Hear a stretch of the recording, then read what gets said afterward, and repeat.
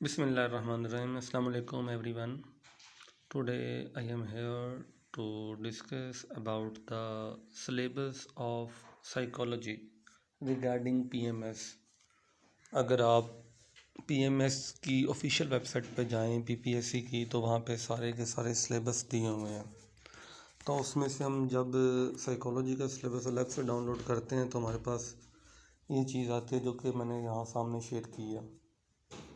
There are total 7 chapters जो कि इसके अंदर इंक्लूड किए हुए हैं।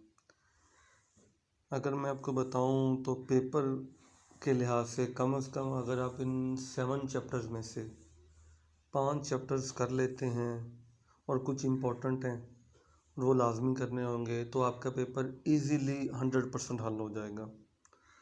पहला चैप्टर है इंट्रोडक्शन टू साइकोलॉजी, जिसके डिफरेंट उसने कंपोनेंट्स दिए हुए हैं जैसे कि स्क्रीन पे शो हो रहा है। उसके बाद है सेंसेशन एंड परसेप्शन, वो सारे के सारा आपके पास सामने शो हो रहा है। और उसके बाद लर्निंग, मेमोरी एंड इंटेलिजेंस है। ये तमाम के तमाम कंपोनेंट्स आपके सामने शो हो रहे हैं।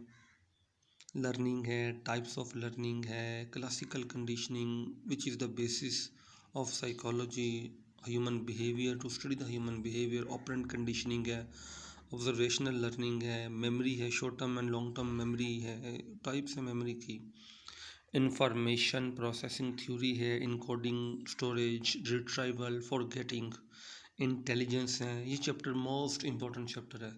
इस चैप्टर में से 1 या 2 क्वेश्चंस लाजमी आते हैं।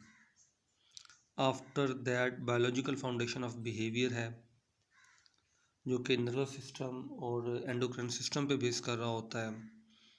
नर्वस सिस्टम के बेसिक 2 पार्ट्स हैं, ह्यूमन ब्रेन होता है और साथ में आपका सेंट्रल नर्वस सिस्टम है। एंड इसको कंट्रोल करने के लिए आपका एंडोक्राइन सिस्टम बाकायदा होता है। अल्टीमेटली दोनों एक दूसरे के साथ साइड बाय साइड काम कर रहे होते हैं। After that concept of nature और नर्चर का कॉन्सेप्ट है। चाइल्ड डेवलपमेंट पे बात हो सकती है, लाजमी पेपर के अंदर क्वेश्चन आ जाता है चाइल्ड डेवलपमेंट के ऊपर।